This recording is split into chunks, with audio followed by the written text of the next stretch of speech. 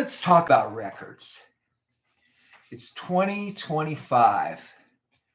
I loved collecting records. I started collecting records in 1965. I think my first album was Herman's Greatest Hits. I used to sing Mrs. Brown, You've Got a Lovely Daughter, and I'm Henry VIII I Am when we were practicing in Little League. It's a long time ago. Yeah, I know, I'm old. I collected records from 65 to 89. I was one of the last people to cave into CDs.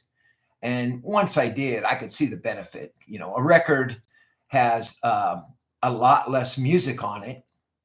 You can't program the order.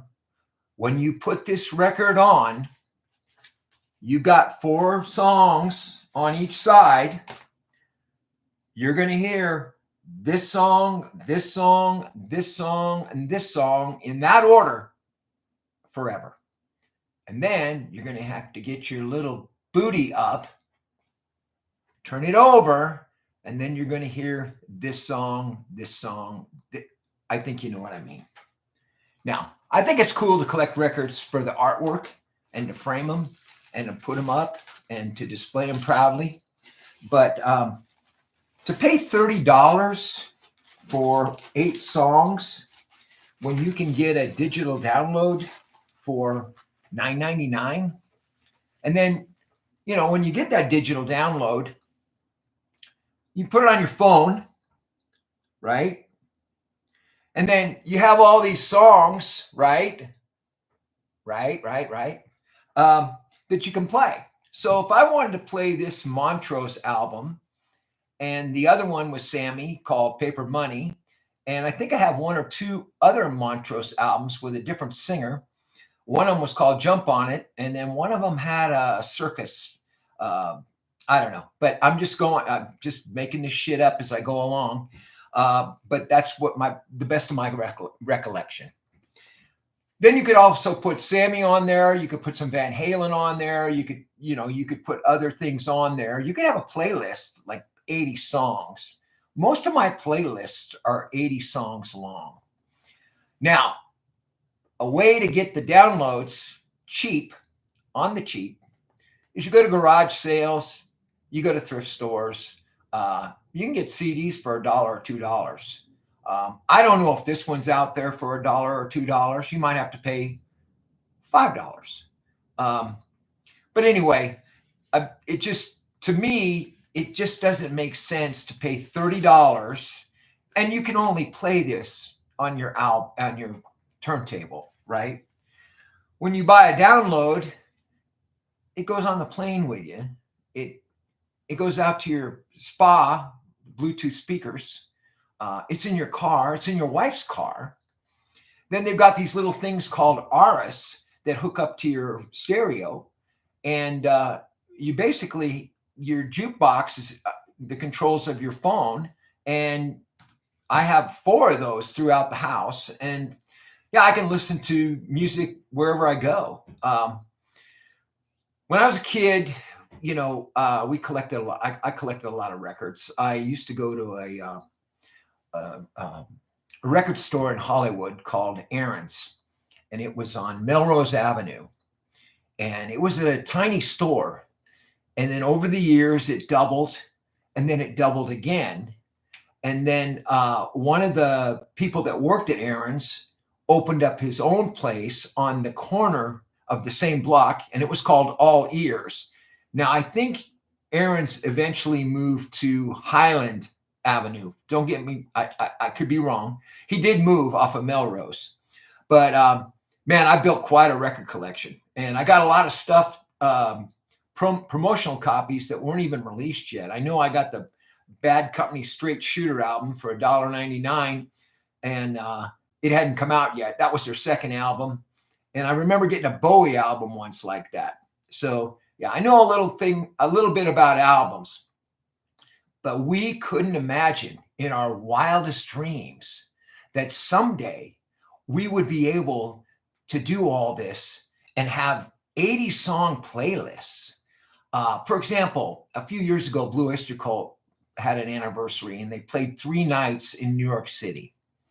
And then over the next year and a half, they released each night. So now I have 58 songs of a Blue Oyster Cult show over 3 nights. I don't have to get up. Do you know how many times you'd have to get up and turn the record over or put the record away? And don't get me started on cartridges and dust and everything that else can happen with records. Now, if you dig records, God bless you. Help the economy, do whatever you want. But it's so hard for me to fathom as a person that spent so many years collecting records, because it was the only game in town. You had the 8 tracks, but when they changed, sometimes in the middle of the song, you heard this clunk clunk, right? In Frankenstein, it changed. Alice Cooper, Halo of Flies, it changed. I just remember hearing the clunk clunk to go to the next track. Now, when cassettes came out, my goodness, we could listen to the whole album without getting up. You put it on a cassette and you could hear the whole album. And then you had room for maybe 2 or 3 other songs. And then you put something on the other side. I would actually go to parties, bring 4.5 hours of music, and have to bring my own cassette deck because people still didn't have cassette decks. So I supplied the music. And those days are when mixtapes were born. That's the beauty of a mixtape, 90 minutes.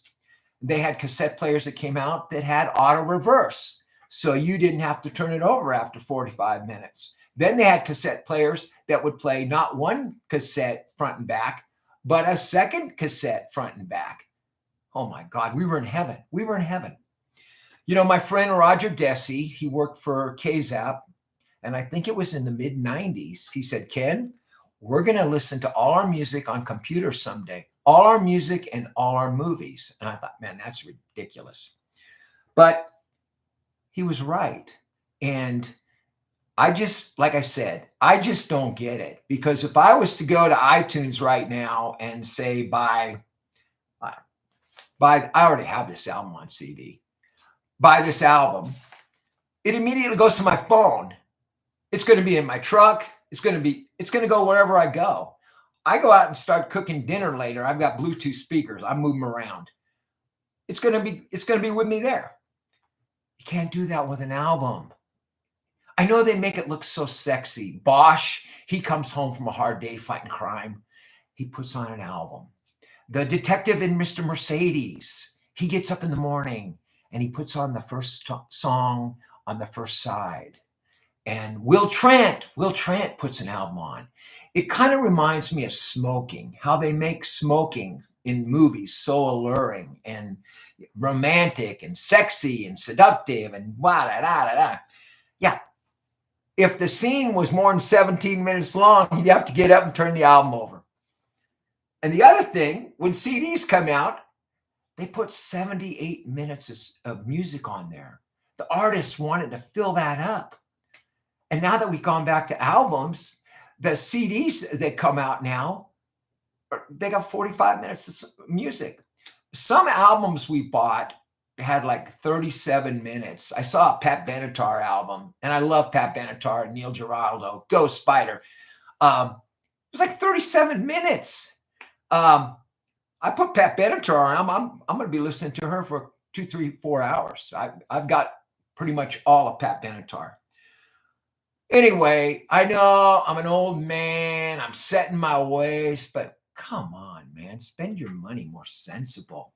And don't tell me I'm not a music fan, because this goes with me everywhere. Well, this is the Eagle schedule, but that's a different story. Yeah, so I was listening earlier. I listen to music whenever I can. I love music, obviously. Government Mule, The Stranglers, Grand Funk Railroad, Elvin Bishop, Cornell Hurd, Walter Trout, Robert Earl Keen, Johnny Cash, James Harmon, Blondie, The Derailers, The Rolling Stones, ZZ Top, The Doors, Elton John, UFO, The Rascals, Buddy Holly and the Crickets, Gene Summers, Warren Zevon, Queen, The Eagles. You get the picture. Didn't have to get up. Hey, oh, we're not doing the beer thing today. But have a great day. And if you get a chance, listen to this album. This is a pretty good album. This started Sammy's career.